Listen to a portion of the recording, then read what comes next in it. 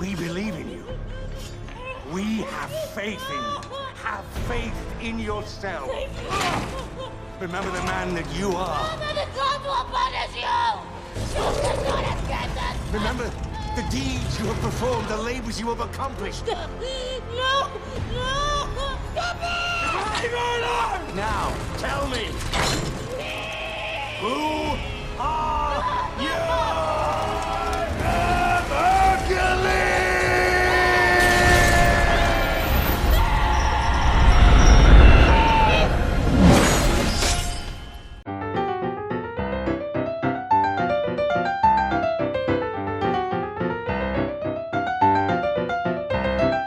Sing to me, muse of the man, Kumar, son of Siva, wrathful and doomed, who's heaped upon my head 10,000 woes, man of cunning, blown off course from his train of thought so many times, and who's sacked the hallowed city of my mind. Hello and welcome to Comic Book Movie Oblivion, the podcast about feature films based on comic books and comic strips and Greek myths that people have stopped talking about. We are your hosts. I am Jordan, and with us, of course, is my Achilles heel, Kumar. That's me. My intro was going to be, today we are talking about Hercules from 2014, aka Triceps No Homo. Yeah. That was my take on it. It was very much, no homo. It's just any hint of that kind of thing we're going to excise from our film. It's only... well, ironically, I mean, it's really like, Timmy, do you like movies about gladiators the whole way through? It's so... A bit like 300? Joey, you like movies about gladiators? It's so generic. Oh, well, I mean, at least 300 had a visual style. Sure, yes. This was just, what props have we got left over from Troy? Oh, yeah. Yeah, and the sets, quote-unquote sets, the CGI sets, whenever they were outdoors, were so ugly. Yeah. And it had this, it has that, what do they call it, color timing? Where it's all just kind of like this one bland color all the time. Brown. It was And so generic. yeah. Like, just the most generic Hard, story. boring, bland, all those things. Please like, rate, review, and subscribe. I will say, right out of the gate, big spoiler, I've never felt so angry about adaptation of a comic that I didn't really care that much about. I was just like, I read the comics like whatever, and then I watched the movie, I was like, I'm really angry at this. Well, you're not alone, Kumar. Other people are angry about this movie too. Yeah. You're going to have to take the clapper out of that bell. Yeah. Yeah, actually, right out of the gate, we're going to ring the bell, because we're going to talk about this. Or as the internet calls him, Steve Moore, no relation. Steve Moore, no relation, that's right. So Steve Moore wrote this comic called Hercules. The Thracian Wars. The Thracian Wars. There was a sequel as well. The Knives of Kush. Right. Which I read both. Okay. Did they pull anything from Knives of Kush for the movie? Were there any details? No, nothing at all. It's entirely from Thracian Wars. Okay. Written by Steve Moore, drawn by a guy named Admira Wijaya. Never heard of him before. I did look at his website, and the art on his website, which is, I guess, almost 10 years later, is better. Right. I thought the art wasn't too bad, It's honestly. okay. I think it's a little bit muddy, especially the coloring they've used for it. Yes. It's competent. He's a journeyman, I guess, at this stage in his career, is how I would put it. It is kind of dark. I wonder if that's him, or has someone thrown a filter on it? It's the coloring team, which is his own studio. His own people are coloring this thing in a way that No excuse then. that looks pretty muddy, as I said. So I wasn't a huge fan of it. Anyway, also published by what was known as Radical Comics at the time. First series was 2008. Sequel series was 2009. Radical, as far as I can tell, is one of these concerns that was established just to create properties. Yes. Licensed to movies. 100%. Well, I don't think they really cared about movies. In fact, within a couple of years, they laid off their staff. Here's my thing. How do you set up a comic company with staff? Like, this is not how the world works. It's two guys in a room, and you build up. They've got this capital I'm assuming, Yes. a ton of capital. Yep, they got. to... I read quite a bit of press about them when they first Right. came out, around about 07, 09. Okay. And also some from ahead of this movie. Essentially, it's like you said, they just set up. A good company makes one thing. Yeah. I think, right?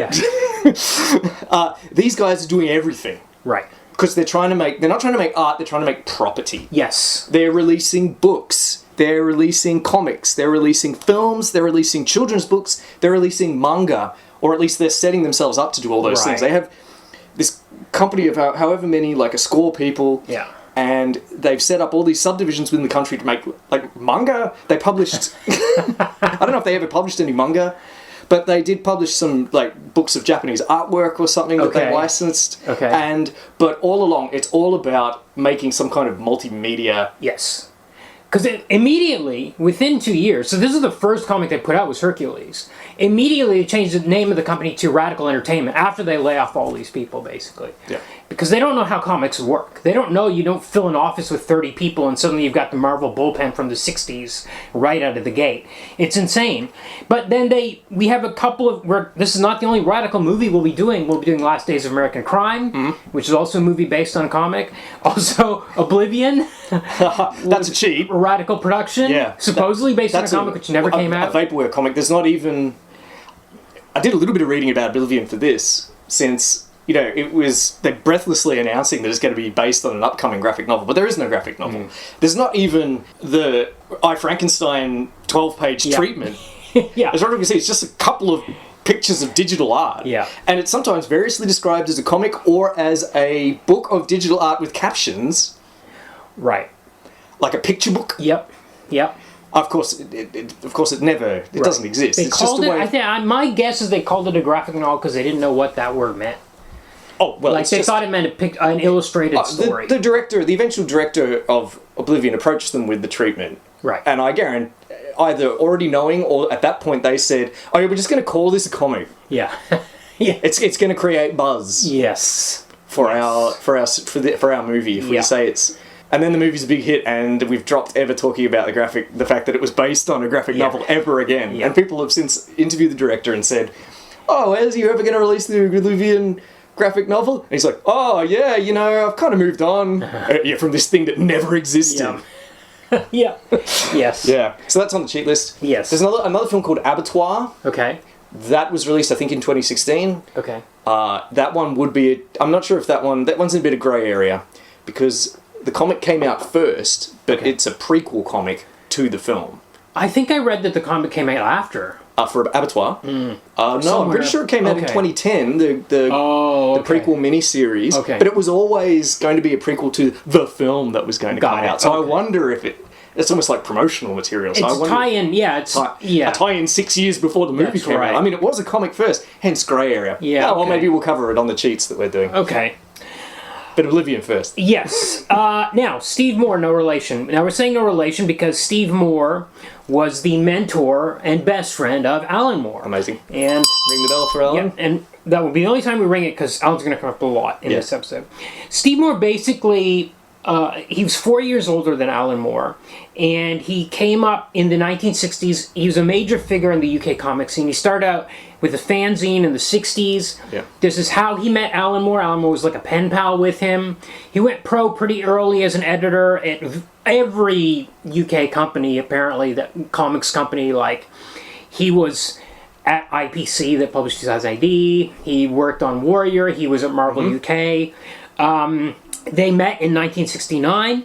I think Alan Moore was 15 years old at the time. Amazing. And he kind of gave him advice about how to get his work published at 2000 AD.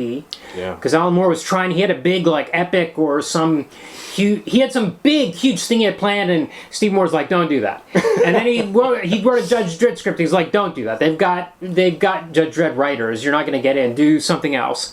And I believe he's the one that came up with the term future shocks. Really? Yeah. Oh, Steve yeah. Moore. I think that sounds familiar.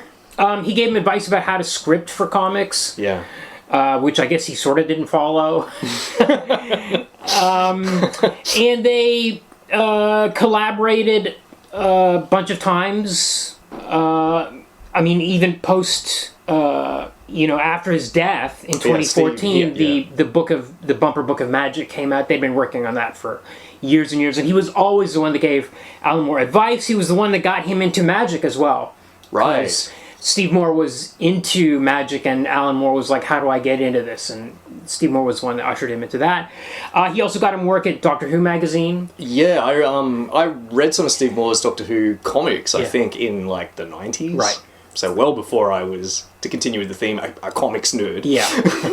Yeah. We've also kind of had him on the show before because he is Evie's father in V for Vendetta. That character was modeled on Steve Moore and even lives in Shooter's Hill, where Steve Moore lived his entire life. Wow. Yep. And he retired. This is the last thing he did, was these two. He was caring for his terminally ill brother and was basically doing a bit of mainstream work to pay the bills.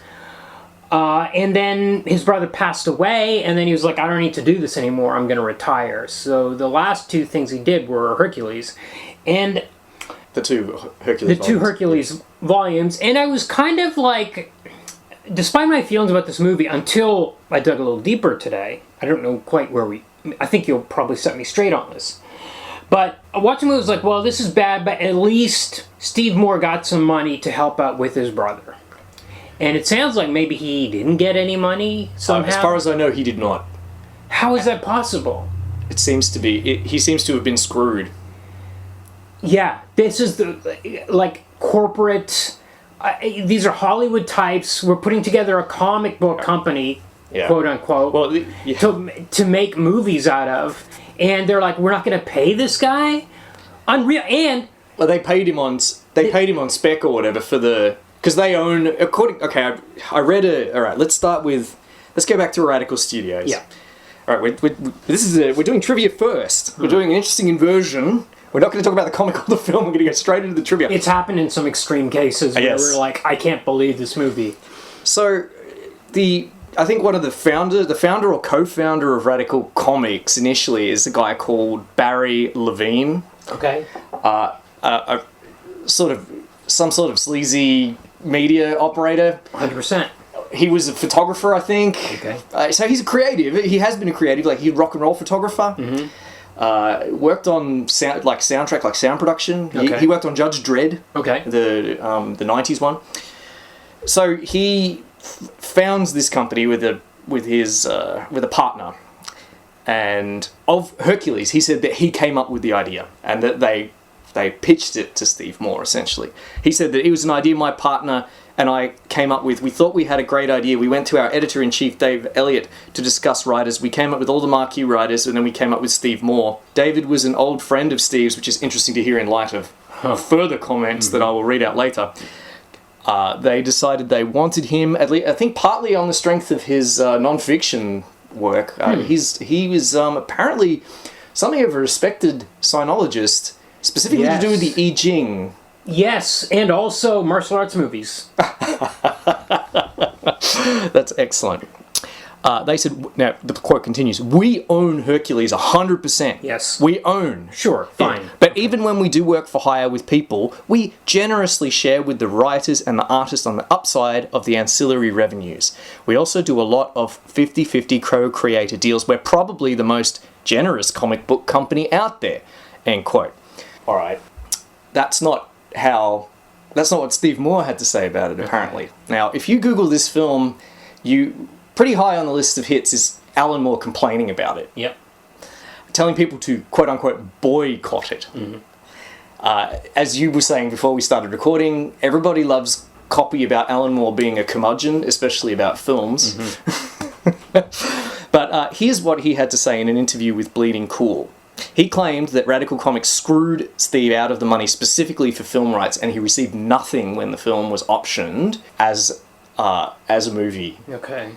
He said, here's Alan Moore. I went down to see him a couple of weeks. I'm not going to do his voice. Later, I said, so did you get any response from Radical about your email asking if he was due any money? He thought he was due about $15,000.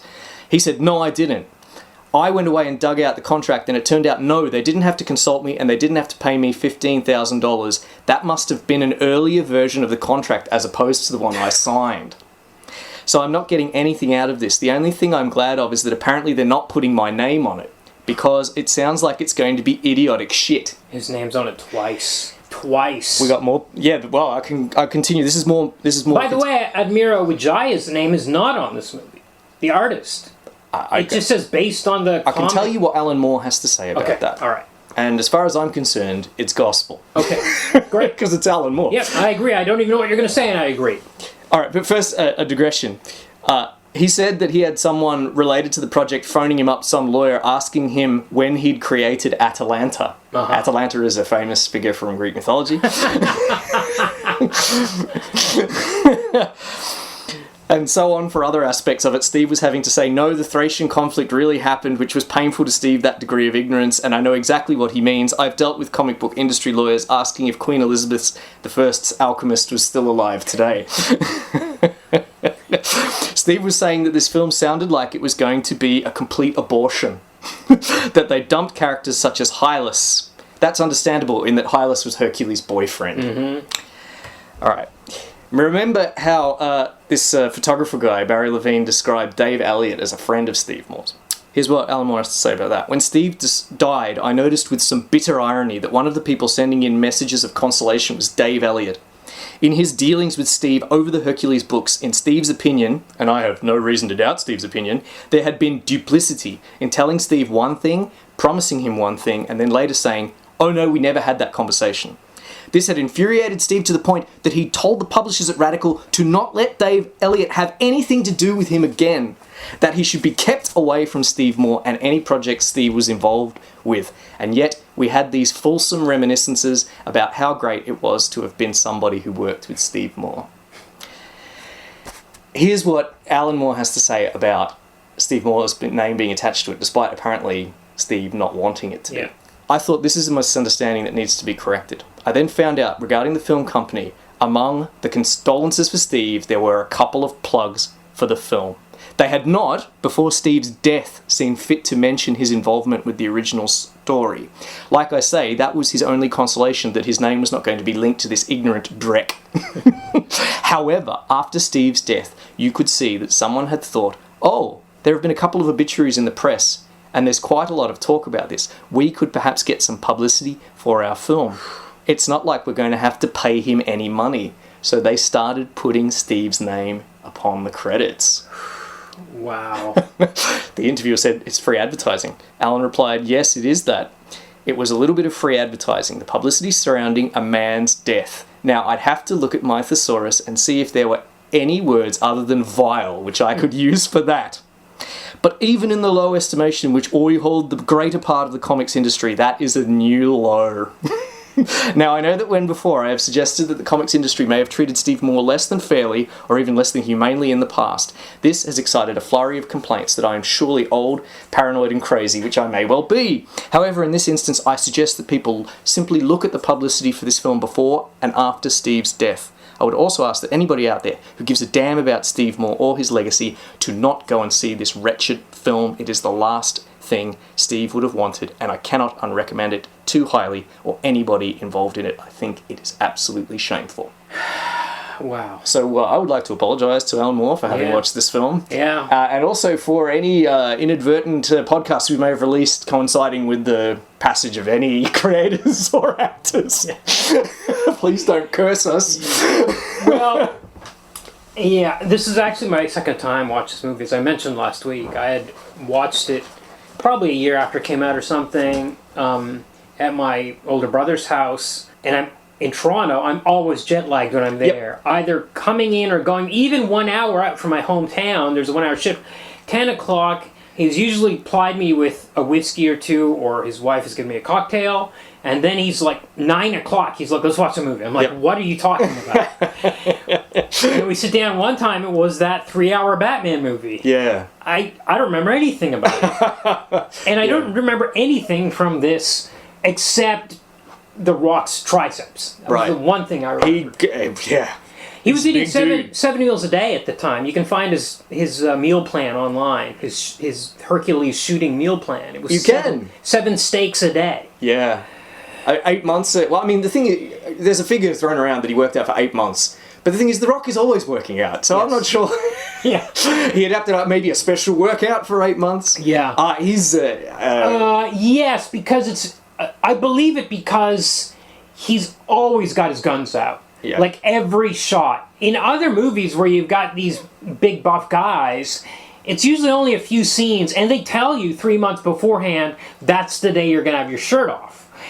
Here, he's just the shirt's whole always time. off. Yeah. He's just got to be fit the whole 3 months of shooting or whatever it was. Yeah, he was in amazing shape. I think maybe not as big as he has been in some later roles, but in incredible shape. Yeah. Incredible definition. Yeah. Yeah. Okay, let's talk a little bit about this comic. Okay, let's wind back to the comic. Yeah. Starts basically with a D&D party. We've got Hercules. Yeah. That's really good. That's really apposite. There's actually 8 in the party. Yeah. I can usually only remember about 5 of them. There's 3 of them that are kind of nondescript or so. There's Hercules. There's Atalanta. She... okay, and then there's a thief. There's the rogue of the party. Autolycus. There's the seer. He's a bit like a wizard type. Amphiarus. Right. These are all real figures from Greek mythology. Right. And there's Titius. Yep. Who's a crazed cannibal. He only talks... He's the most one-dimensional character. It's really interesting. Well, he eats brains. That's his character. He eats brains. Anytime he says anything, he's like, I want to eat that guy's brains. This is funny. Yeah. I'll go into detail about these characters a bit more, I guess, as we go along. Yes. But it'll be no shock to you, given the introduction I gave, that I'm a big Greek mythology person. Yeah. When I was growing up, I had multiple books of Greek mythology that I would read cover to cover, like the Puffin books. Yeah. I had a copy of the Odyssey. Yeah. And when there's Greek mythology questions in the trivia and the newspaper, I'm your guy. Yeah. And was there anyone else important in the party? Well, they're all figures from. So there's But they're not really D&D party guys. They're just. Oh right, okay. We're talking about the D&D party. All right. So we've got the kind of like the mage, Amphiarus. We've got the thief or the rogue. Yeah. We've got Atalanta, the ranger. Yeah. Titius, the berserker. Hercules is I guess the fighter. The barbarian. Or the barbarian. Yeah. Because. Who's left? There's Hylas, his boyfriend. Yes. Yes. And there's the 2 guys who show up initially at the very beginning, the guys who are narrating it. One is the young guy. Is it Aeolus? Yes, that's right. I think of him as Aeolus, but apparently because that's what he was in Hercules: The Legendary Journeys, the Kevin Sorbo TV series from the 90s. But apparently it's not pronounced Aeolus, but I'm just going to be saying. Okay. He's actually Hercules' his squire, sort of, and probably also his lover as well. Okay. The thing I like about this series, one of the things I liked about it, was everybody's backstory is mythological.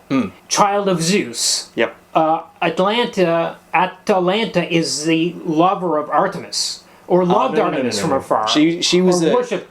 She's sort of pledged to Artemis. Right. Okay. In the mythology, she was I think she was like a wild she was like a wolf girl. Okay. She was adopted by bears. Right. Then found by hunters. Okay. And then she pledged us. Artemis sent the bears. Okay. Artemis is a goddess of the hunt. Yeah. So she's a hunter par excellence. She participated in the hunt for the Caledonian boar, which is like a big thing that all of these guys were involved in. Yeah. These guys all know one another in the myths, right? Yeah. They're all Argonauts. Yeah. So they all sailed on the Argo to look for the Golden Fleece.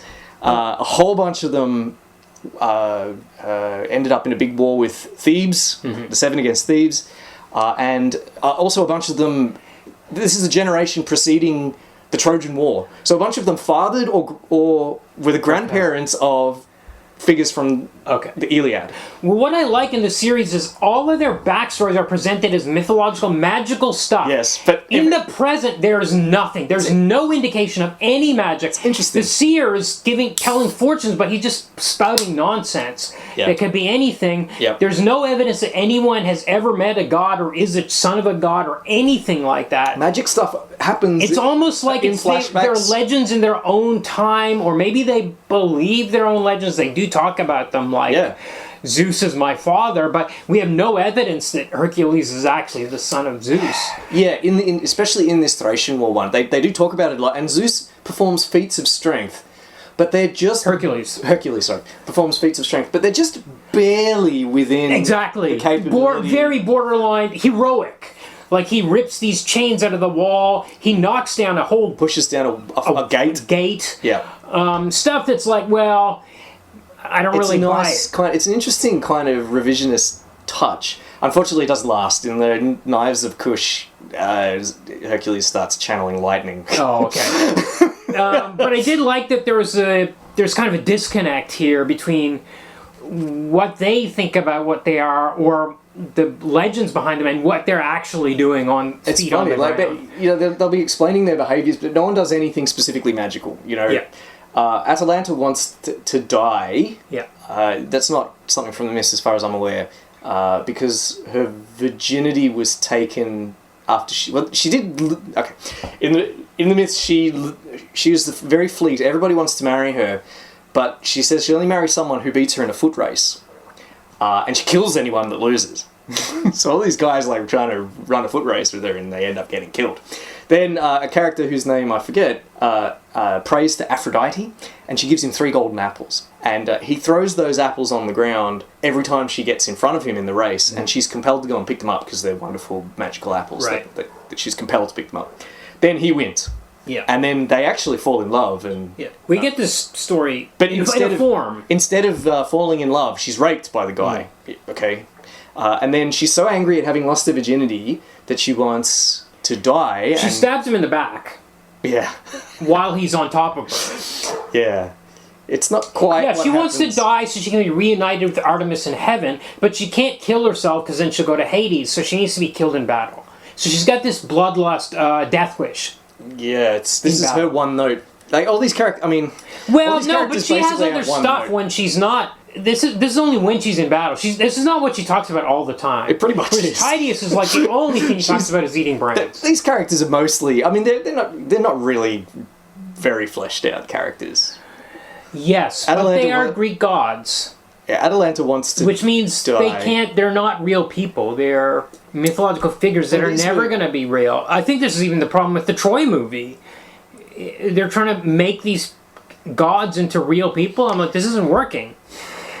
Yeah, some of them, I don't know about that. Hercules is a pretty complicated character. I guess he's I mean, he's the biggest figure in the biggest, I suppose, non-godly figure in Greek myth. Really, I mean, he's one of the reasons I suppose he's been so enduringly popular is because there are different perspectives on him. Like there's tortured, gluttonous, heroic, civilizer, barbarian. All these different kinds of angles you can look at Hercules through. These other characters maybe not so much. At least from what's come down to us. Right. But yes, I feel like Atalanta mostly wants to die, and she's also very irritated at Meleager, who's also a figure from myth. He was the host of the Caledonian boar hunt, and he fell in love with her, gave her the hide of the boar. Then when I think his own uncles complained that she was a woman and didn't deserve the hide, he killed them. Okay. But then he died shortly thereafter. Okay. Because...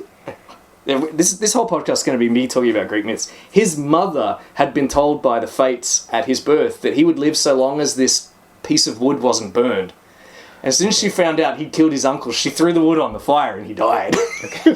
But he's here in this story. Right. And he's really annoying. Yeah. Because he has unrequited love for Atalanta. He's always trying to save her and she's always like, get lost. Yes. She's only interested in women. Right. Yes, that's right. Yeah. Actually, sorry.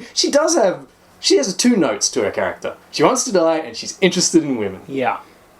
She passes the Bechdel test. Yeah. Well, no, there's no other... Oh, there is the other woman, and they don't talk about it. You're right, this comic does pass the Bechdel test. Movie does not. No, it doesn't. Oh, my God. No. Okay, so this party of 8 shows up in Thrace.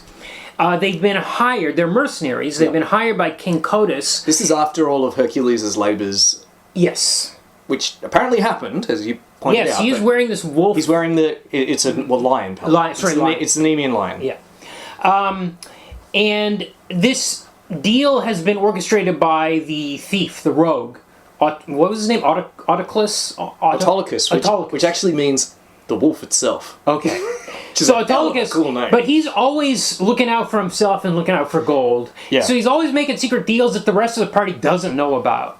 So they show up in town, and the first issue they come to this, supposedly the castle of Thrace. Yeah. It's a bit of a dive. Yeah. And in there they end up for some reason there's an altercation. Like, Well, it It turns turns into a out big everyone's fight. really rude, yes. and the king is incredibly arrogant. Yeah. And Hercules, this is another thing that I suppose is good about the comic. Hercules is not a nice person. Right. Hercules just straight up murders a guy Yep. because they were casting aspersions on his martial prowess. Right. He just puts an arrow through the bloke. Right. That's and then, what it was. And yeah, at that okay. point, the king goes, "Oh my god, these guys are butchers! Kill them all!" But instead they kill all of them. They kill them, they go out, and there's a huge army waiting for them outside, and then it turns out that's the was real a test. Cotus. Yeah, This was a all test. a test to make sure they are good enough to serve the real King Cotus. Yep. And the real King Cotus wants to unite his kingdom, He wants to unite Thrace. Thrace, yes, Yeah. Thrace, and he has hired these mercenaries to train his army. Yeah. He wants Hercules and the rest of the D&D party to train his army. That's right. So they're trained. He's got a daughter named Eugenia. Yeah. Hercules sleeps with her. They Yep. seem to have a thing going on. Yep. The army is trained, and they head out into they go on a campaign to try to unite the lands. I think this takes place over a couple of years, maybe. It's certainly long time. Very long time. And they're assholes. They burn villages, murder women and children. Yep. These are not nice people. No. This is fine because But also the ancient Greeks had a different idea of morality than what we But also, this party, as Steve Moore has written them, is like, I hate this, and I hate these Thracians, and I hate that we're doing this. Can we go home now? And they're like, well, we need They're this. not super happy about it, but they do it willingly. They do it. And as they're going through this campaign, this name starts coming up, this guy named Rhesus, who's like Yeah. a rebel leader. And they think they've got him cornered at one stage, but actually it's an ambush. They've been betrayed by whoever gave them this information. Right. They fight Rhesus, and he goes over a cliff. Yeah, the Amphiaraus, the seer, saves him. Right. Hercules is about to shoot him with a bow, and Amphiaraus knocks Hercules' arm. The arrow misses. Then Rhesus throws himself off the cliffs and says, I prefer to die a free man, or what have you. And Hercules says to Amphiaraus, why did you do that? He says, well, the gods have another fate in mind for him. Yeah. Readers of the Iliad will know that Rhesus shows up Okay. in that. By that point, he's the king of Thrace. Okay. And he shows up late to the battle, and Odysseus and Diomedes steal his horses and kill him. Okay. Well, here, he ends up throwing himself off this cliff into the water. But then Hercules' lover is shot through the head with her Hylas, arrow. yeah. They had thought they had killed everybody, but there was one. There's there one was a dude sniper. left. Yep. They said earlier that all of Hercules' lovers end up getting killed. It's the curse of Hera. Yep. Hera is always finding ways to curse him and curse his lovers. So here it's kind of played out again, where this young man has been killed. Hercules goes berserk, which is very in character for him. Yes. And he tears this guy apart. We see his limbs all just flying everywhere. Yeah. We don't see it occurring, but we just see... We see some other guys watching, and there's just limbs going, whee! Yes. Yes. Again, I suppose technically within the range of human capability, but some pretty extreme. Yeah, I guess This comic's pretty gory. sometimes it is. Yeah. They go back to the capital, and now the king Cotus is very happy. He's got this huge trained army now after, I'm guessing, a couple of years, or at least a year of this campaign. Time has passed. Yeah, and his daughter is like, I want you to take me away with you. Says to Hercules, Yeah. I want to leave this place, take me to Greece with you. And he says, well, we're not going straight back to Greece. We're mercenaries. We're going to go around. But then the king is like, look, stay. Don't leave quite yet. I really have more work for you to do. And they're like, look, we're going to go. They're not happy about hanging out in this Thrace and all the stuff they've done. And they said, okay, we'll stay one more night. And that night, they actually decide during the night, well, we're not going to stay, let's leave. And Hercules says, okay, I'll go tell Codus. And he goes and he witnesses a ritual at the temple where they're like, Zeus, help us conquer Greece. Well, they're praying to a local Thracian. Oh, sorry, yeah. They're going to like, we're going to kill Zeus. This is part of their plan. He does say we're going to kill Zeus. We're going to go declare war. I've got this cool army, now I'm going to declare war on Greece. Yep. Okay. And Hercules runs away. But they've seen his footprints in the snow. They know he's found out. So they lock all these guys up. They're hoping they can turn them and convince them to still stay with their army and command them to take over. He wants them to lead him against the Greek. But that's too much for even for the bloodthirsty D&D party. They want no part of war on their homeland. So Codus says, oh, well, okay, I'll figure out what to do with you later. He locks them up. While they're down there, Autolycus comes up. He has this potion, a sleeping draft, he says. He says, you're sweet on the king's daughter. Go have sex with her. Get out, escape from the prison, have sex with her, give her this, tell her to give it to the guards. Yeah. He goes up there, he tells her, here, take this potion, put it in the guard's drink. She comes back immediately with a bunch of guards. She turns on him. She's been bad from the start. She was bad from the start. Yeah. And... it turns out the potion was poisoned, but that's neither here nor there. Not really important. Hercules is then taken to a dungeon and tortured. He pulls the chains out of the wall, brains his torturers, pushes the building down on them, runs back and frees his compatriots. They then chase Codus into an Indiana Jones style... Well, first they escape out into the woods. Oh, I forgot about that, you're right. And they make camp, and they're like, okay, we can go back to Greece and warn them, and we'll get a hero's welcome. And Hercules is like, no, let's take out Codus right now. And get the gold. They're not expecting 8 people to raid the castle. And they want gold. And they want the gold. So that's when they go back into the castle. Then we go through the Indiana Jones. There's all these traps. Codus leads them through. Tydeus is the one that finally beheads him. Well, because he wants to eat his brain. That's surprise, surprise. Okay, since I've been talking... Okay, Tydeus, he was the father of Diomedes from the Iliad. He was not particularly... he wasn't like a famous berserker or something, far as I know. He just, but the most famous thing, he was one of the 7 against Thebes. And when he went to Thebes with Amphiaraus, who hated him, incidentally. Okay. He was given a mortal blow by somebody there on the battlefield. Tydeus was favoured by Athena. And at that point, Athena was going to give him immortality, going to make him into a demigod or what have you. Amphiaraus, knowing that this was about to happen, gave the head of killed the guy who dealt him a mortal wound, and then gave his head to Tydeus, who, in his anger, then ate his brain. At this, Athena was revolted and withdrew her patronage, and he did not become immortal, and he died. Okay. Shortly after that, Amphiaraus falls into a bottomless pit. Okay. So, it's one time. Yes, got it. Tydeus ate brains one time, but it's the most well-known thing about him, so now it's going to be his whole personality. Okay, got it. So after they've killed Codus and they're leaving the castle, they meet Rhesus there. Rhesus has survived, and he's mustered his troops. Yep. And he has to become king so that he can go fight the Trojan War. He's like, okay, I'm going to be king here now. Yep, and get lost. And you guys leave the gold and take off. I'll let you live. Go. That's what happens. Go on, that's what happens. Then they leave. Pretty standard kind of D&D kind of ending. Yes. On the road again. And then they decide, we'll go to Egypt. They get on a boat for Egypt, which leads to the And they have some further adventures in Egypt. Yeah. And that's very, very kind of similar adventures, really. Right. And that's the whole thing. Atalanta didn't get the death she craved. No, she doesn't in the sequel either. Right. But Tydeus and Amphiaraus leave because they have to. They have to go and fight the war with Thebes. Okay, got it. Anything else we want to say about the comic? It's alright. I don't really get the point. I mean, you said there's a hint of something interesting going on with all of the... I guess it's a take on Hercules that we have not seen in comics. Which is the myth versus the reality. But that doesn't really go anywhere. I mean, there are some nods to it, but it doesn't... Yeah. I feel like it doesn't really... No, it's not the theme of the book. No. The theme of the book is not, there used to be magic, now there isn't, or... Yeah. So what if these incredible demigods out of legend had a kind of really grubby adventure where they butchered people and were tortured and didn't get any money at the end and just sloped off. Yeah. It's all a bit. I don't really get the point of it. No, it has that one idea which isn't explored. You're right. I think that's about the size of it. Right.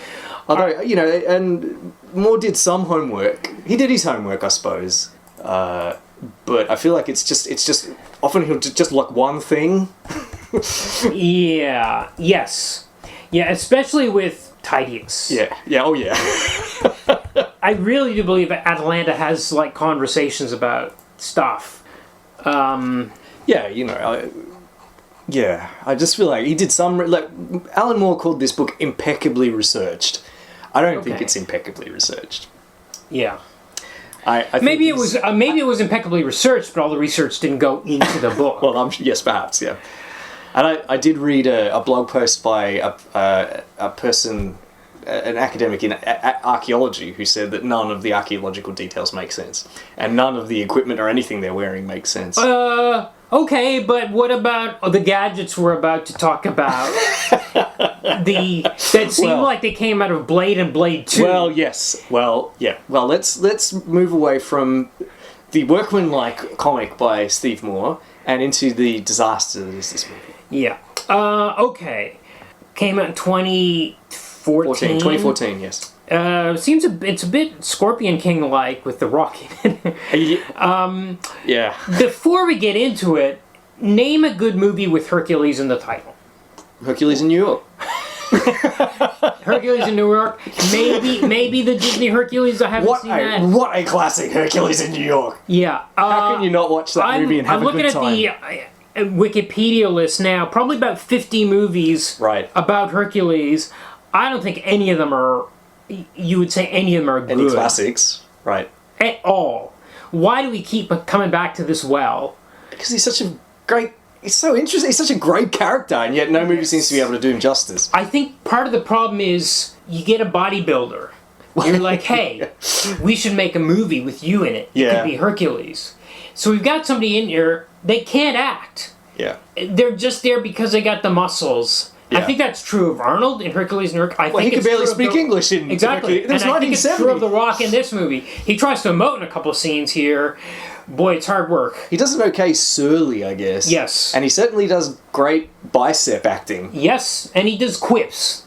Which is... That seems to be his stock in trade, isn't it? Exactly. He seems to be riffing on all the action movies of the 80s, but he's done this in every Fast and Furious. Boy, it really comes through in this, because this film has nothing interesting going on. There's nothing going for it. He's just quipping. Now, there's cliches, not really quipping one-liners in the comic. No.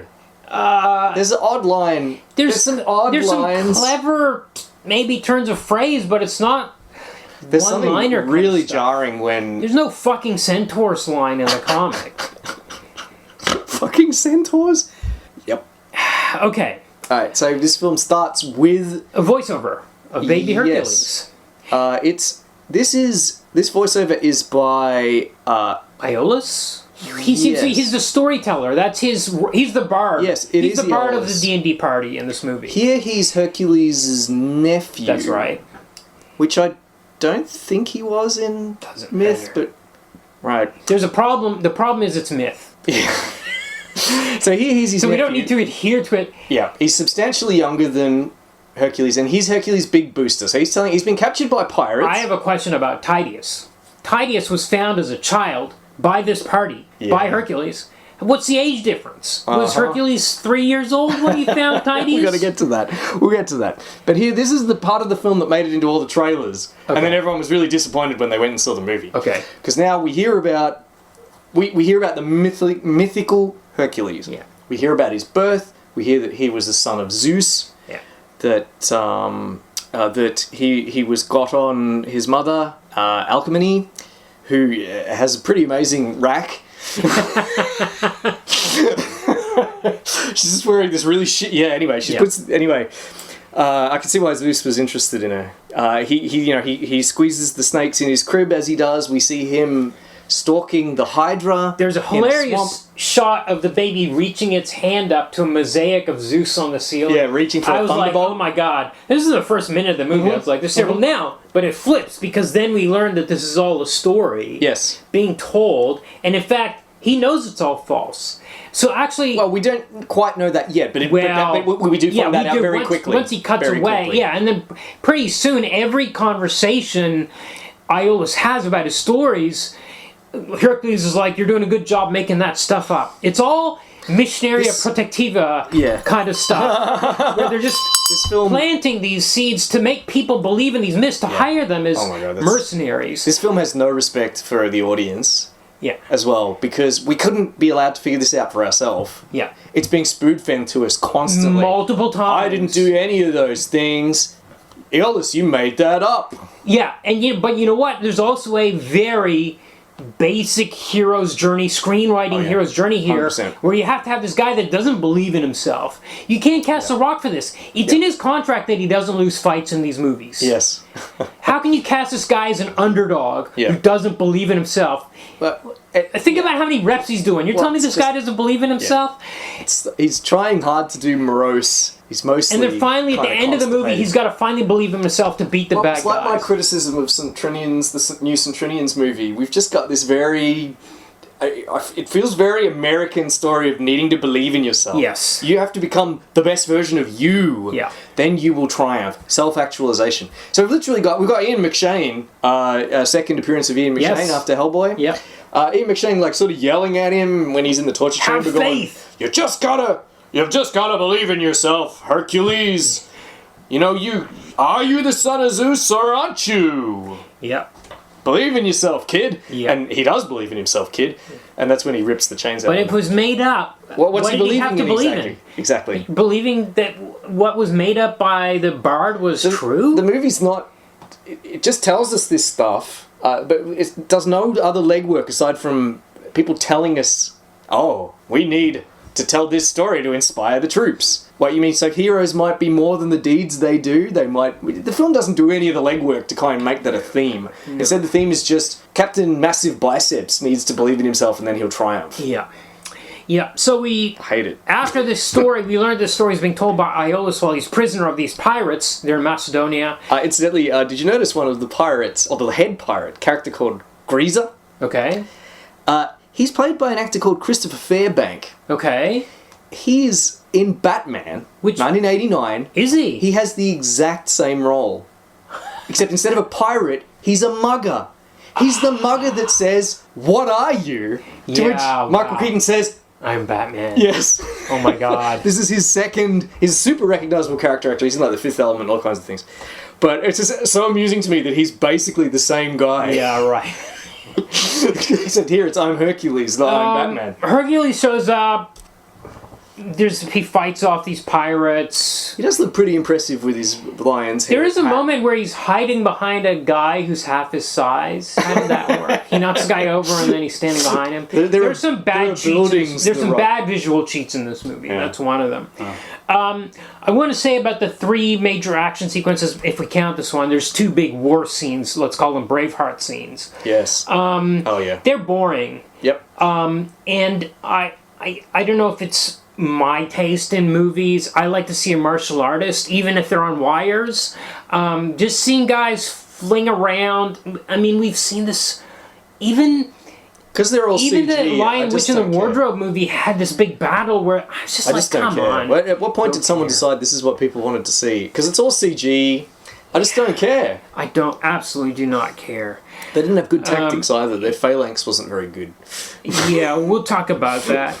Which they constantly call a shield wall and not a phalanx. Right. Come on, guys. There's a literal Greek word for it. They beat the pirates, of course. They're having a decompression beer at the tavern later, and they talk about how we need to do one more job. One last job, then we can retire. I couldn't believe that. I couldn't believe Unbelievable. that. The modern dialogue. Another point, Amphiaraus, Ian McShane's character, he's playing Amphiaraus the Seer. He's like, I don't know what he's doing. Bath salts or something? Yeah. He's throwing it on the fire and breathing in the vapors. Autolycus says, "Can I get a hit of that?" Or something. Mm-hmm. He said something like that. And Hercules says to him, "How about you join us here on Earth?" Right. Like what you would say. Right. Yes. Like on planet Yes, Earth. it's all one-liners. It's all they're trying to do 80s And one-liners. it literally says, "One more payday. That's all we need." Yeah. Payday? Yeah. No, there's been no attempt to elevate the dialogue. You know what this reminded me of? Was the Denis Villeneuve Dune. It was full of Duncan Idaho sounding like he was in 2021. I hated that. Yeah. They didn't use a single line of And dialogue from hugging. Frank Herbert. Yeah, that was annoying. Yeah. I would like to pause for a moment to mention that we get a date. Okay, yes. That's right. When you're dealing with mythical characters, don't give it a date. Or if you give it a date, give it the right They're date. trying to make it non-mythical. Oh yeah, but this is the wrong date. Right. Okay. So Steve Moore actually did give us a date. Okay. He gave us the 13th century BC. Okay. 1200 BC. That's fine. Okay. That's great. You know, I think Herodotus or somebody said that Hercules existed however many years before he was writing, and the dates line up. Yeah. That's fine. And it's Okay. also it's well into prehistory that we have no writings from. In comparison, 358 BC, which is the year we're given, like social media exists. Right. Comparatively. Right. We know that year really well. Yeah. Because a lot of writings from that period survive. Right. We know, like, there's a lot of there's a lot of wars and political things. We know where people are. It's a really well documented year in prehistory. Recorded history has begun at this point. Putting them in, it makes no sense. Yeah. To put them Why did they do to put it in that year. Why? First of all, don't give a year. Say ancient Greece. Second, if you have to give a year, there's a perfectly good year in the comic. Yeah. I could not tell you why they chose to do that. That's really strange, isn't it? Do they think 1200 BC 1200 BC sounds too long ago? Because people think, oh, ancient Greece, that was a couple of hundred years before the Common Era, wasn't it? Yeah. Yeah. Not. Anyway, that really pissed me off. Anyway, moving on. Okay, by the way, our rogue, who doesn't backstab the team the way he does in the comic all the time, like 2 or 3 times in the comic, he's pulled the wool over their eyes and like made his when he's own gonna secret poison deal in the everybody. background. Yeah. He doesn't do that here until the very end. We don't really realize he's rogue. Played by Rufus Sewell. In his second appearance Second as well. appearance. He was in Old. He was in Old. Where he was a villain. But here he's definitely a hero, I guess. Yeah. Okay, and... Now ring the bell for the Lady Jessica. Yes. So Rebecca Ferguson walks in. She's playing Urgenia. So we're introduced to her first.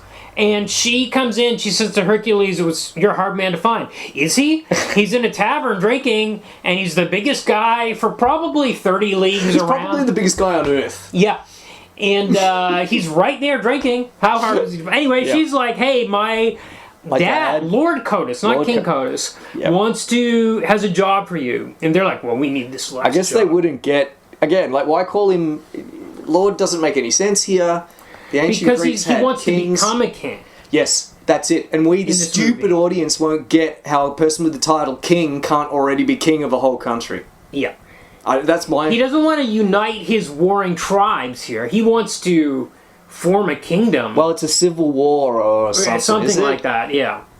We only find out he wants to form a kingdom later, right? Here I think it's played as a civil war, maybe from the start?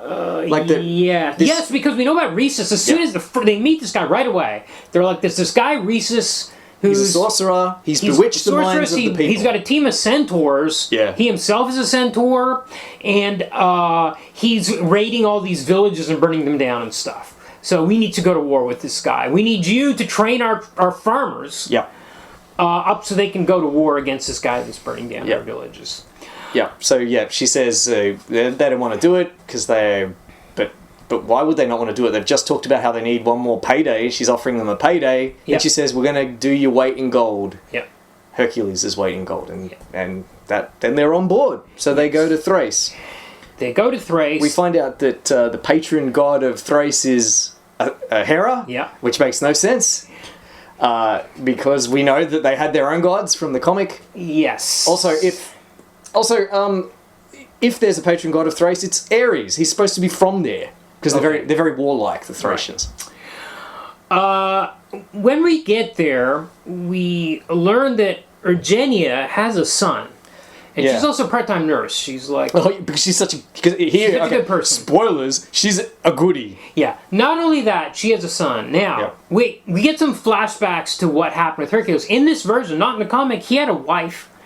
And I'm pretty sure in the comic... he kills the Hydra, and we get a flashback where he's killed the Hydra, and he returns to Greece. He returned to Athens. Athens specifically. As a hero. He gets a hero's welcome. His wife greets him and says, "I love you." I'm like, that. She's dead. She's got 3 minutes on screen. She'll be dead. Everybody and knows the that kids. Hercules killed his wife and children. Oh, I didn't know that. Oh, that's why he does the 12 labors. Oh, okay, got it. He has to expiate the sin of... Right, well, yes, there's sort of that in the... Yes, but anyway, I'm like, okay, she's dead meat. Yeah, but here, the king, Eurystheus, he's the king that set Hercules the 12 labors. Okay. After he killed his wife and children. But here, Hercules has already done the 12 labors, and he kills his wife and children afterwards. Right, yes. And here we see that Hercules has killed the Hydra. We already saw Hercules kill the Hydra in the footage that was in the trailers. But here, he drops a bag of regular human heads, but which have... Lizard masks or something. Yeah, snake masks. like snake skin masks. So this is like Scooby-Doo. Yeah, no, everything in this movie is like, none of that stuff's real. Right? Yeah. They're always pushing just aside myths. the supernatural element. So this is like the Scooby Gang. Yeah. That's right. Hercules goes around. That's right. And he uncovers like this old man withers underneath that Hydra mask. Okay, but here's the other important thing about the wife that loves him. Right, Megara. Is that in all rock movies, they are completely sexless. You never even see him kiss a woman. Oh, yeah, right. So he does he? he loves his wife who died, and Eugenia has a kid. So this romance is not going to happen. The Rock will never kiss a woman on screen. He's not like Van Damme or Stallone or those guys in the 80s that would have a sex scene in their movies. You'll never see The Rock do that. Right. There's something very strange about it.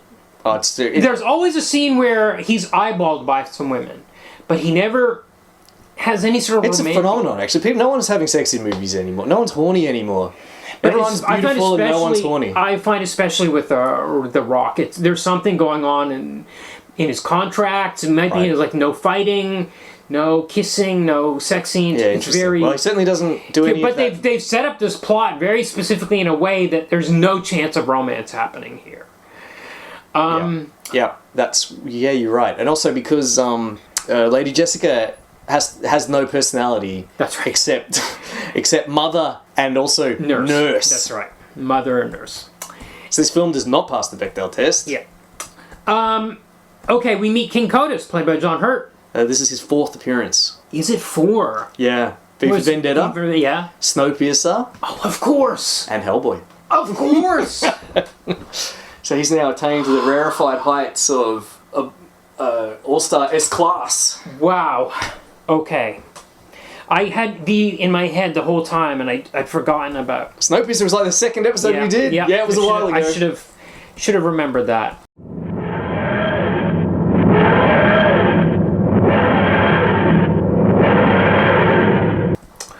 Okay, so now we get to train the troops. There's a scene here that's a little bit like the comics where the farmers form this shield wall. Yeah.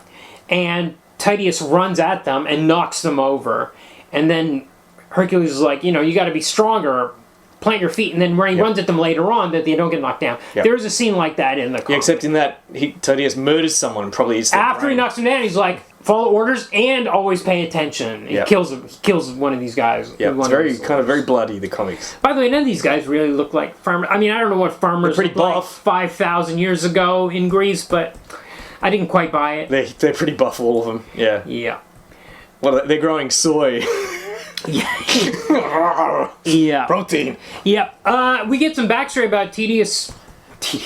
Yeah, he is pretty tedious. By the way, at this point, I mean, I watched it with Ash and he turned to me and said, we're 20 minutes in, he said, there's been only exposition so far. Yeah. And we get a long backstory for Tedious. Yeah. About how he was found as a child and he never speaks. By the way, him not speaking is a bit like Ryan Reynolds in X-Men Origins Wolverine with Deadpool not speaking.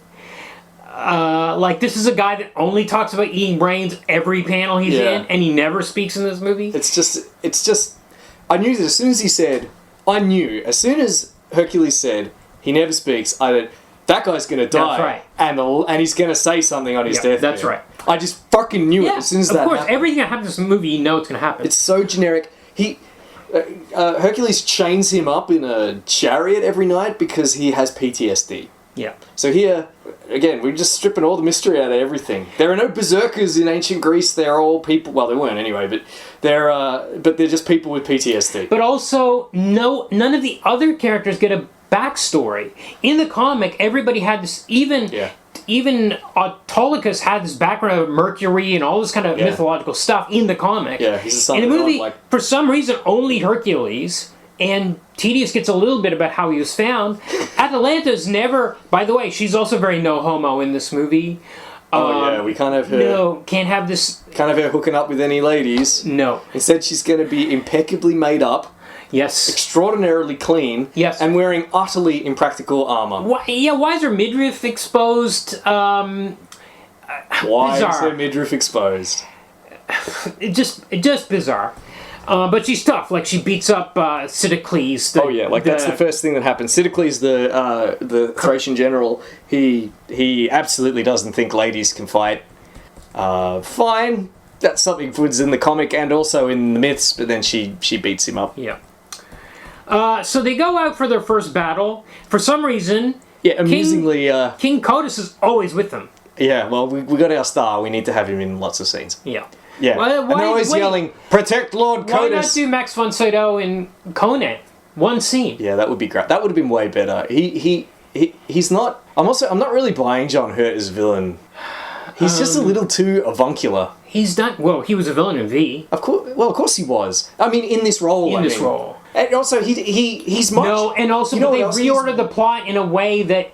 we bait and switch. He becomes evil in this movie. Yeah. He doesn't start out evil. Yeah, that's right. Unlike the comic. In the comic, from the beginning, he's like, I want to take over Greece. I need these Greeks to train my army. It's not from the beginning. There's a bit of bait and switch in the comic, but everyone's a jerk in the comic. Yeah. Including Codus, who did that, who slaughtered his own people as a test. Yeah. Right, he's a jerk. Yes. And and when the Greeks find out that they've been fighting for the quote-unquote wrong side, they're less morally outraged than they are just grumpy because they got tricked. Yeah. Because they have different morality. Yeah, they're not even sure they're going to go back to Greece and warn them. This film absolutely will not risk us not loving their protagonists, so they are paragons of modern morality. Yeah. Hercules is a loving father who's looking after this little boy and chucking him under the chin and giving him a lion's tooth. Yeah. They're very concerned that Rhesus is burning villages. In the comic, they were burning the villages. Yeah. Here, we have to go save the innocent villagers. Said no Greek hero ever. Yeah. Yeah. Yeah, there's a lot of talk about slaves in the comic and stuff. None of that's... No, we can't have that. No, we can't. Our heroes have to be completely likable. So they travel with King Codus to this battlefield, or to this village which has been burned, and there are all these heads on stakes and stuff, but actually it's a trap, and they're... The orcs attack. Yes. Or the Fremen, we had this last... Yes, they come out of the ground. They come out of the ground. But these guys don't talk, and they make orc noises. That's right. And they're all identical, like orcs. Right. They are all bald. Yeah. And they all have a beard, and they're white with some sort of clay or paint, mm-hmm. and they have sort of like a design on their chest, and all they say is... Yep. So, like, our heroes can't... We can't have our heroes fighting villagers or innocents. We have to fight literal monsters. Yes. I think that's what it is. Yeah. Incidentally, the head monster, or this tribe are called the Bessie, is played by an actor called Ian White. Okay. He's 216 centimeters tall, and he plays tall guys. He was in season 2 of Game of Thrones. He was Gregor Clegane, the Mountain. Oh, right. Yeah, he was one of the 3 actors that played Gregor. Oh, got it. Okay. He was the one in season 2 that didn't do any physical stuff because he's just a tall guy. But he was also in costume the monster Uzaru in Dragon Ball Evolution. Whoa.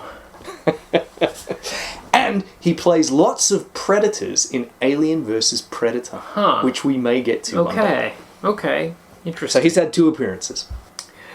Okay, so now we get this big battle. There's a bit where Hercules does a thing that really Autolycus probably should have done.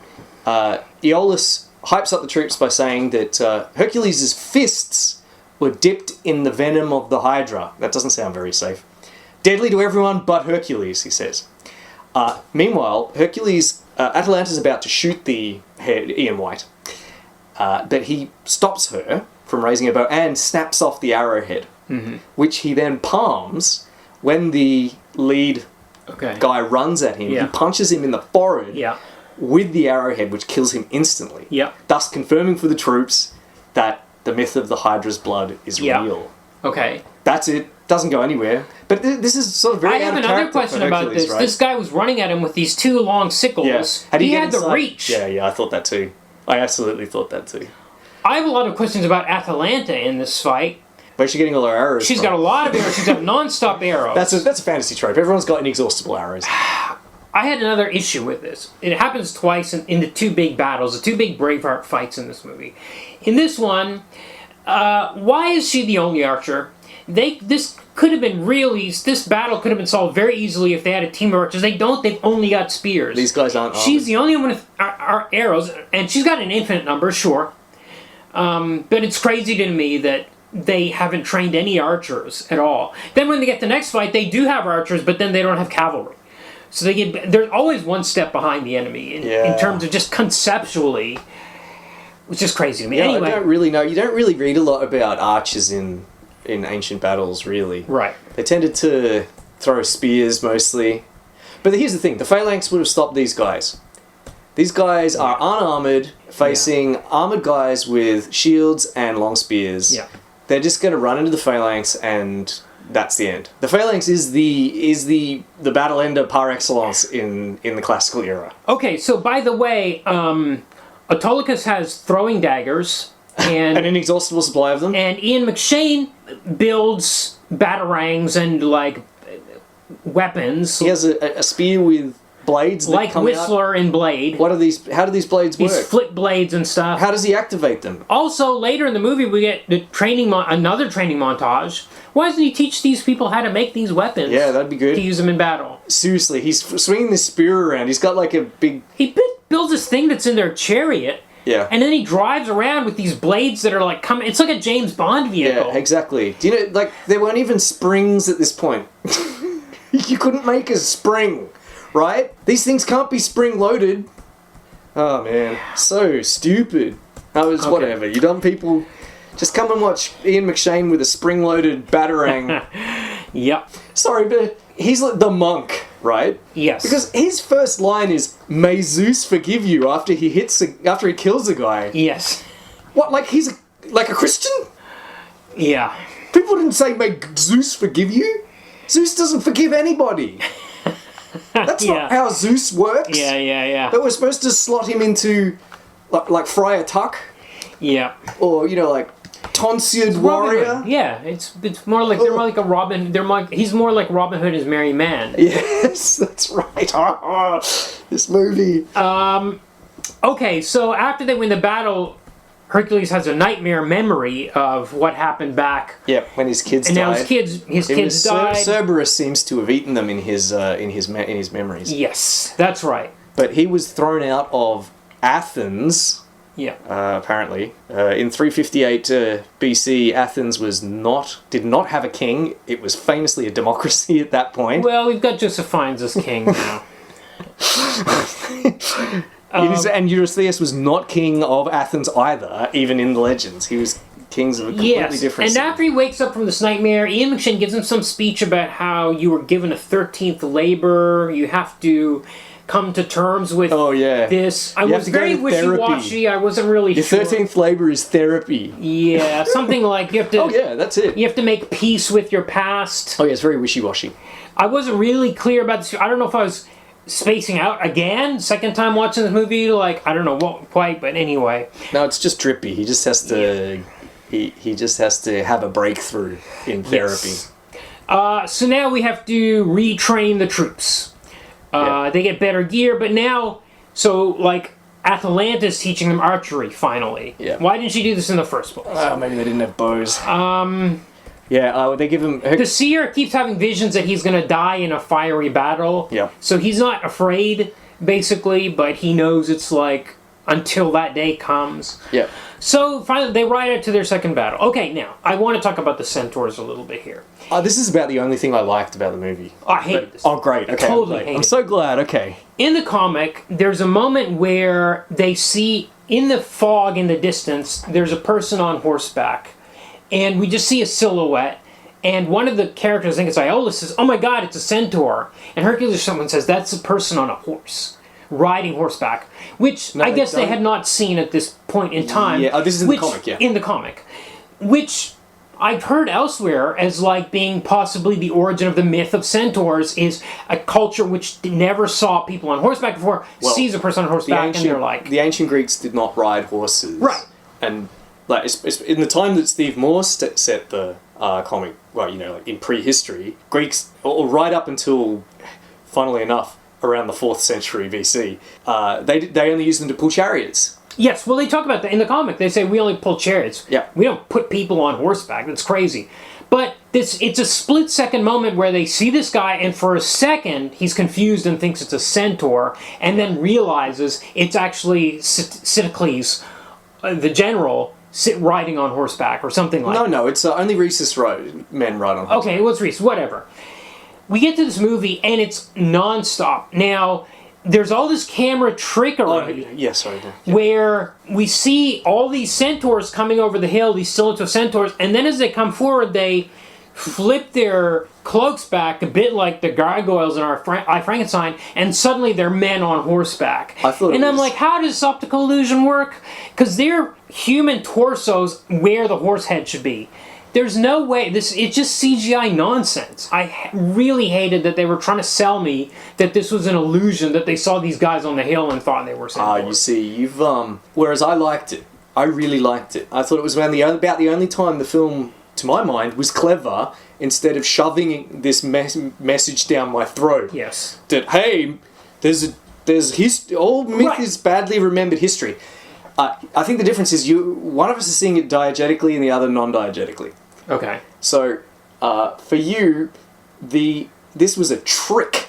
They'd made themselves look like centaurs. No, for me, it was a camera trick by the makers of this movie. Oh, okay.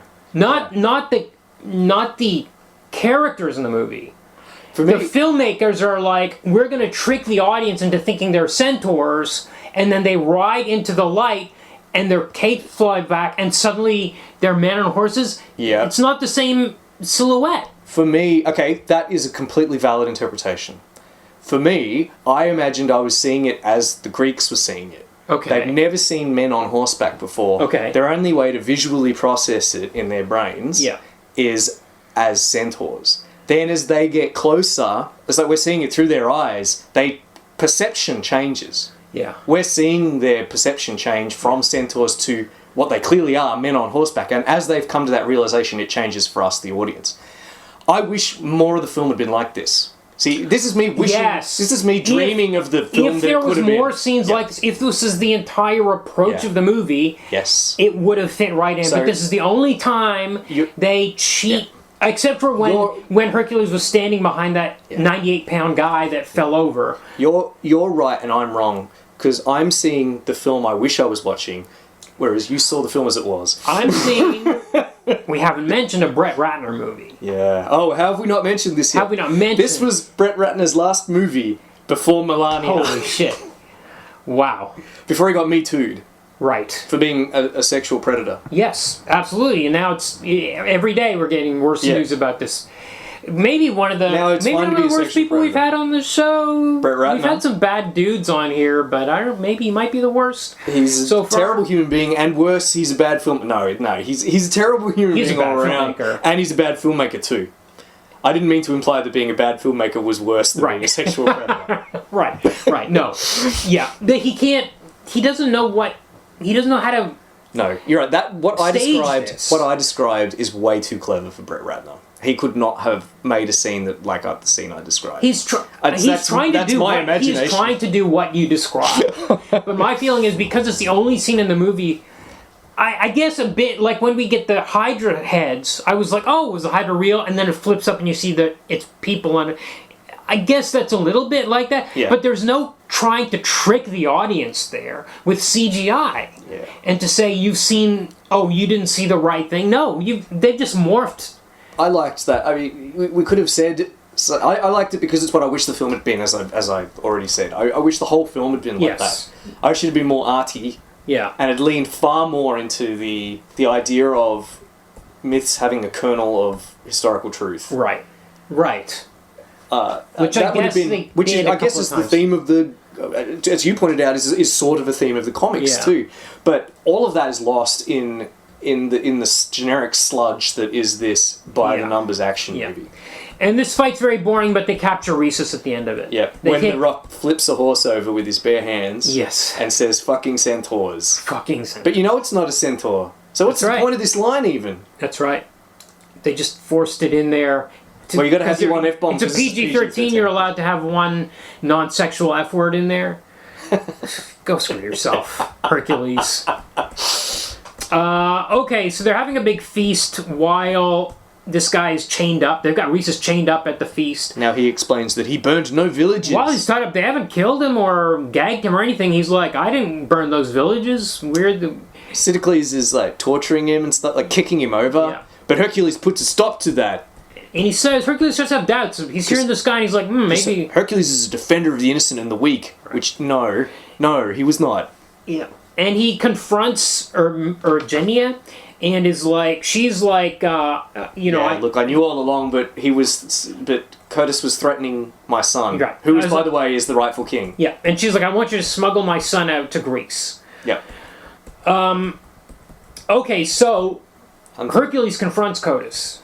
Yeah. And he's like, is all this stuff true? And he's like, look, I just wanted to merge this kingdom, and now you've given me this army, so like... I'm gonna keep going. I'm gonna keep going. Yep. So this is very different from the comic, where here this is like it's because of Hercules' training the army that now he's got the idea. He wasn't trying to get that army in the first place. So oh no, what have I done? Yeah. So the team is like, well, we're gonna break up, or some of them say we're gonna stay. He pays them, unlike Curtis in the comic and Rhesus for that matter. Curtis actually pays them. Yeah. He has no reason to do that. But he does it anyway because we need the next scene to happen, which is the everybody gives poorly their telegraphed bait and switch. Everybody gives their share to Autolycus. Autolycus is leaving. He's the rogue. He finally shows himself as the rogue in the scene. He hasn't any other scene. We're an hour and a half into the movie. He's like, I just care about the money. And I suppose there may be 3 or 4-year-old children that would believe that he was really going to leave. Well, look, he's got the money to pay Jabba. He's going to fly off in the Millennium Falcon, and I was like, there's no way he's going to come and help with the trench run. There's no reason for him to come back. He's done. That's the last of Rufus Sewell in this movie. He's got Chewbacca, he's gone. Yeah, very good. So he leaves, and the rest of the party's left behind, but they're captured. They confront King Kotus. He's captured, he's chained up as in the comic. Yep. The rest of the team is behind bars in the dungeon. A completely bizarre thing happens. Yeah. Eurystheus... Joseph Fiennes shows up. Yeah, he's traveled from Greece. He doesn't have anything to do in Greece. He's the king of a city that's quite far away by ancient standards. He's just rolled up. Yeah, in the dungeon. Allies. He's come down into the dungeon. And he's brought his 3 dogs. His 3 dogs with him. His 3 CGI wolves. Yeah, this is also, I guess, similar to the Centaur CGI cheat because it looks like Cerberus coming in, right? And then the CGI melts them apart. I think I might have been looking away at that point. Yeah. Right, okay. Because Hercules sees the Cerberus come into the dungeon, and then they CGI melt apart. Oh yeah, so it's a cheat, just like the Centaurs. Oh yeah, you know what I mean? I regret my. But maybe it's actually going to your argument that they've done this more than once in the movie, so maybe it's fair. Oh no! But sure enough, so as you mentioned, Ian McShane is like, you believe in yourself, Hercules, and the funniest line, he says, I am Hercules! Just like a line out of Hercules in New York, and rips these rocks out of the wall, and there's a big old fight here. He brains the executioner, he saves Lady Jessica.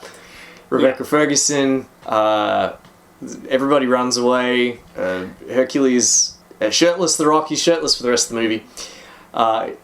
Lifts the grate so everybody can escape. Yeah. They escape. Hercules tracks down the wicked king of Athens, Joseph Fiennes.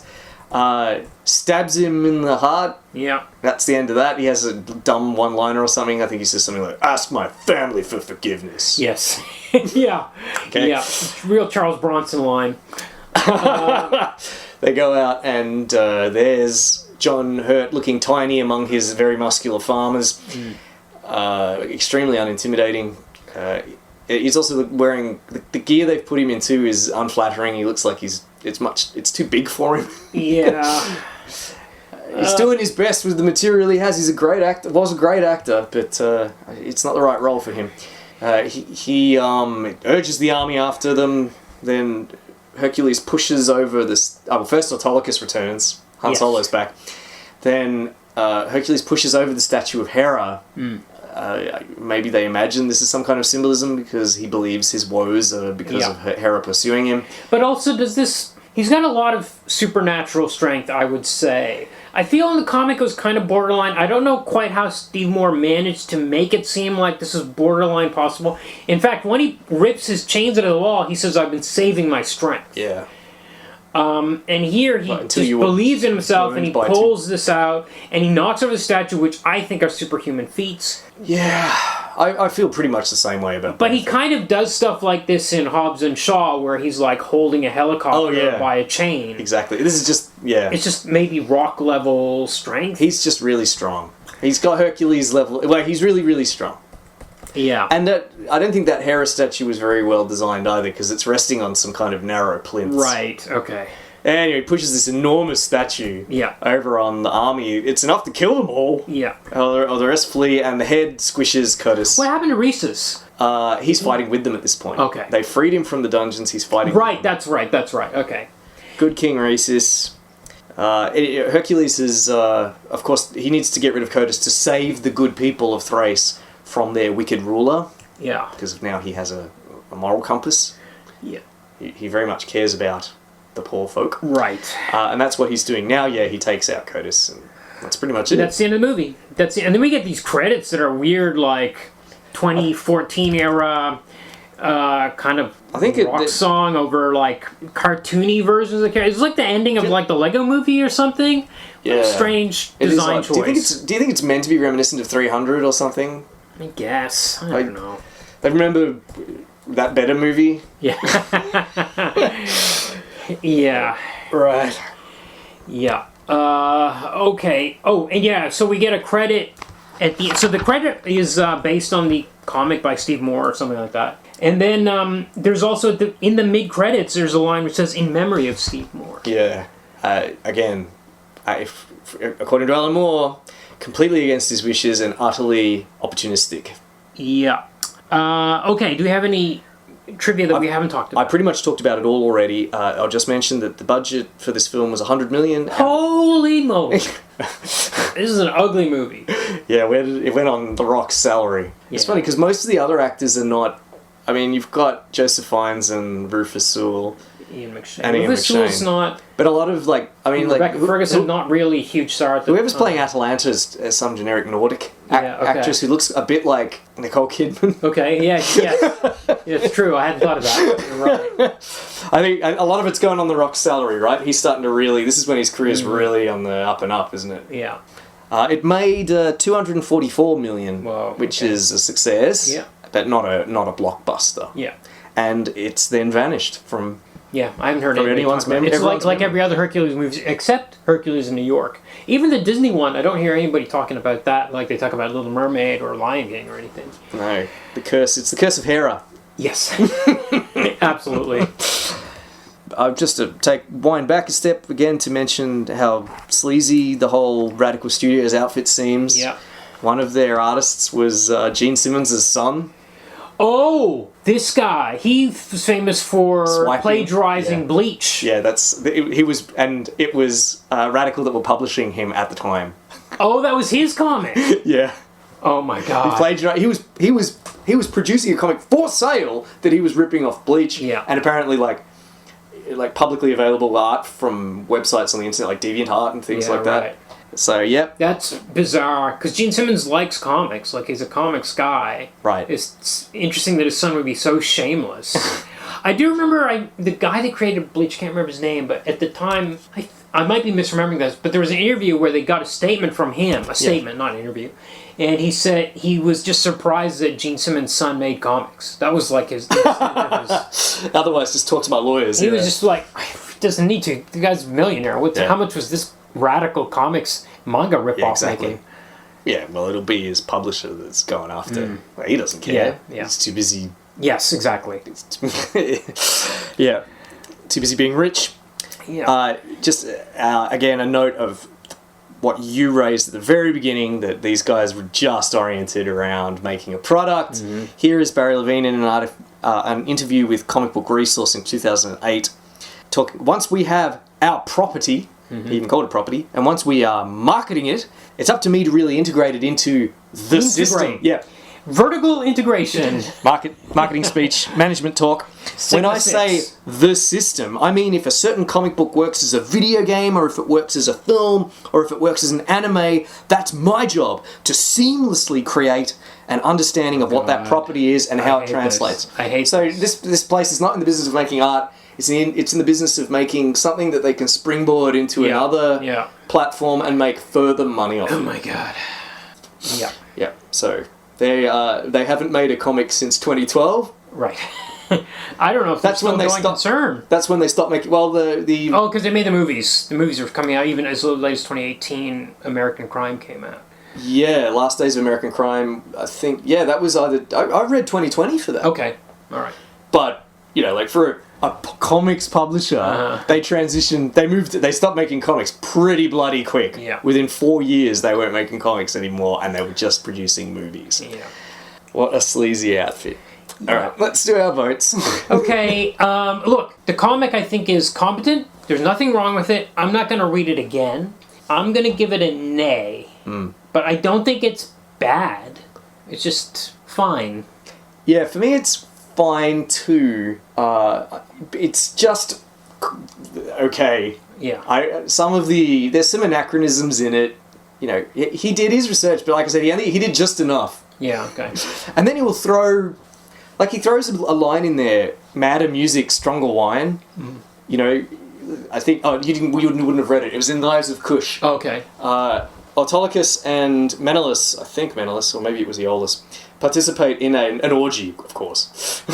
Because the Knives of Kush are cultists that have orgies. Okay. And Autolycus says that they should just enjoy it, and calls for madder music and stronger wine, which is a famous line... from a famous Fantasiacle poem from 1902 by Ernest Dawson. It's the one where we get the phrase "gone with the wind" from. Okay. And I'm faithful to thee, sinner in my fashion. It's that one. And I thought, what? Okay, so you read poetry. Why is it in your comic about ancient Greece? Yeah. Just little things like that gave me the irrits. Anyway, well, it doesn't matter. Nay. Okay. All right. This movie. This movie is just awful. Woeful. Yeah. Woeful. Boring, dull, ugly. Yeah. All those things. Yeah. And utterly unadventurous. Yes. They could have had a take on Hercules, and their take was this half-assed take that he's not a god, but then in the end, he is. Apparently. Yeah. Even though the last line is something about you don't need to be a demigod to be a hero, he's proven to be a demigod. That's how he broke his chains. Okay. Yeah. All right, adaptation. Nay. Yeah. I feel that the comic had strong themes and strong moods about the negativity around what they were doing in Thrace and the morality of the D&D party, and also the whole thing about myth versus reality. Steve Moore didn't go deep, but he had something going on there, which this movie is just thrown out for just screenwriting 101 type stuff. 100%. I'm also nay. Steve, these guys not only didn't do the research, but apparently decided that not doing the research was better than the research that Steve Moore did. Yeah. Because they just threw out stuff like dates and... Yeah.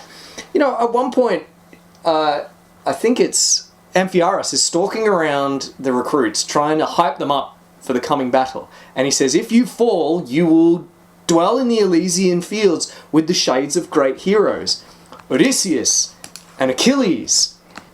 Canonically, Odysseus and Achilles are born after these people. Autolycus himself is the grandfather of Odysseus. Right. They're not even born yet, and they're already dead. Yes, but those are things that I can. I know you can't forgive these things, but for me, these are not real people. So you can shift this stuff around. But I realize the problem. I know what you're saying, because it's been established over and over again, over thousands of years, that to change that stuff around is. I mean, the whole thing with the order of the death of the family and the feats. Yeah. That's screenwriting, right? That's Hollywood screenwriting. Of course. We got to reorder this. This is just a little detail. 100 years ago, what happened to education? Everybody knew the classics, right? Everybody knew all this. Yeah. No one would have imagined mixing up Odysseus and Hercules. Or Diomedes. Now it's like, it's just, I just despair. This film is like a dagger in my heart. Yeah. And of course it got a sniff of an interesting idea with Moore's revisionist take, and then botched it utterly. Yeah. Utterly. Exactly. So that's an A. Okay, this is a sextuple nay. It's been a while since we had that, I think. I think so. Can't remember.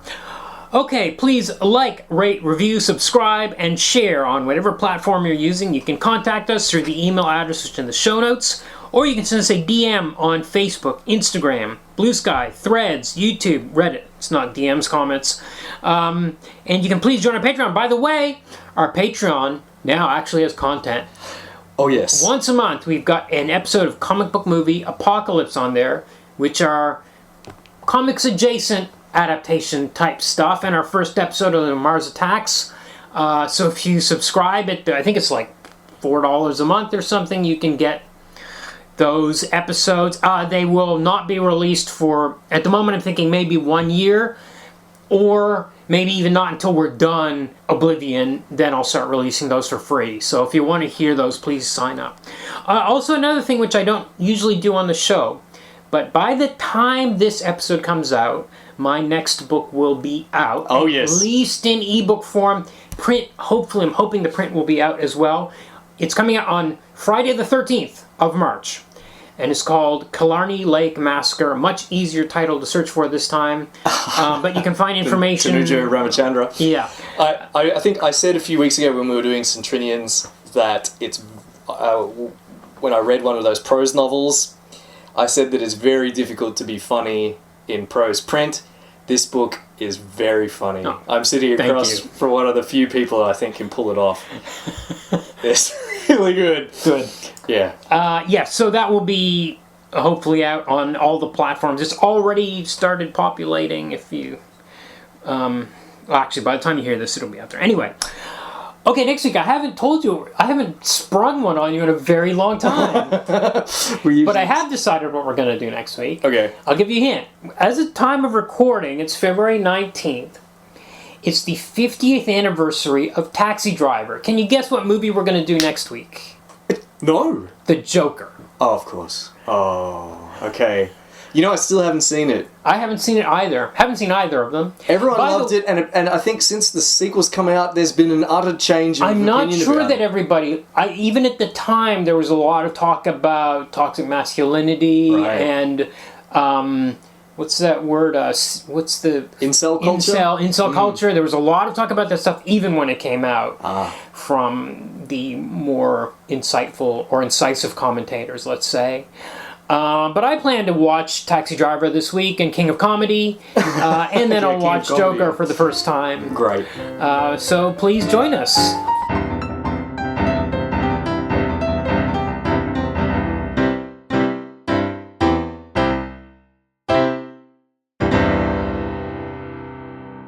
All right, well, we began with a poem, and I think perhaps we can end with a poem as well as a balm to our souls after the slurry we had to read this week. This is Non sum calis eram bone sub regno cinere by Ernest Dowson. Last night... What does the title mean? It means I am not like I was in the reign of Cinere. Okay, sorry for interrupting. That's quite all right. Last night, yesternight, betwixt her lips and mine, there fell thy shadow, Cinera. Thy breath was shed upon my soul between the kisses and the wine, and I was desolate and sick of an old passion. Yea, I was desolate, and bowed my head. I have been faithful to thee, Cinera, in my fashion. All night upon mine heart I felt her warm heart beat. Night long within mine arms in love and sleep she lay. Surely the kisses of her bought red mouth were sweet, but I was desolate and sick of an old passion. When I awoke and found the dawn was grey, I have been faithful to thee, Cinera, in my fashion. I have forgot much, Cinera, gone with the wind, flung roses, roses riotously with the throng, dancing to put thy pale lost lilies out of mind, but I was desolate and sick of an old passion, yea, all the time because the dance was long. I have been faithful to thee, Cinera, in my fashion. I cried for madder music and for stronger wine, but when the feast is finished and the lamps expire, then falls thy shadow, Cinera. The night is thine, and I am desolate and sick of an old passion. Yea, hungry for the lips of my desire, I have been faithful to thee, Cinera, in my fashion.